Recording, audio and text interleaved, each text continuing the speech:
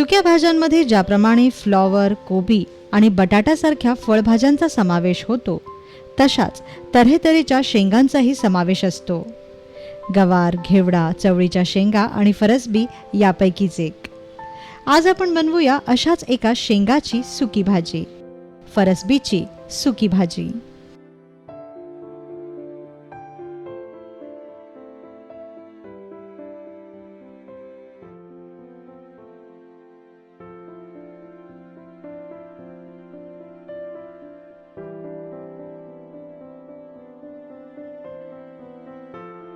त्यासाठी आपल्याला लागेल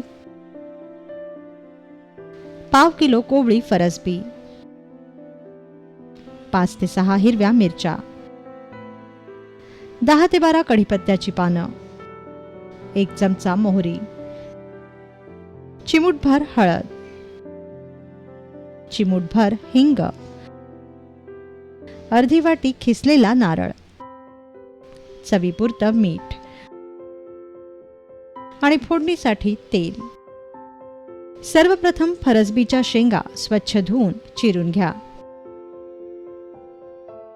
आता भाजीच्या फोडणीची तयारी करा. फोडणीसाठी तेल तापवायला ठेवा व त्यात हिंगाची फोडणी करा.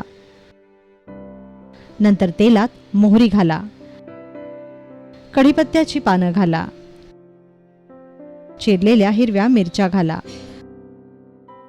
हळद घाला आणि ही फोडणी तेलावर परतून घ्या.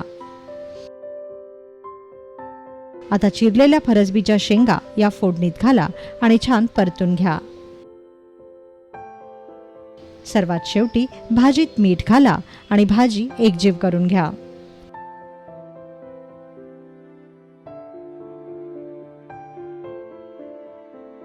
आता एक लहान परात घेऊन या भाजीवर अशा प्रकारे दाबून झाकून ठेवा. पाणी न घालताच दमावर ही भाजी शिजवून घ्या. 5 ते 7 मिनिटांनंतर झाकण उघडा व शेंगा शिजल्यात की नाही ते तपासून पहा.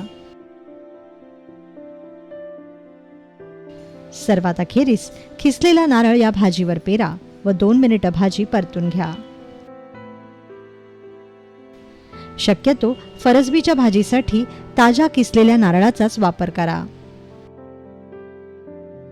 तयार झाली फरसबीची सुकी भाजी.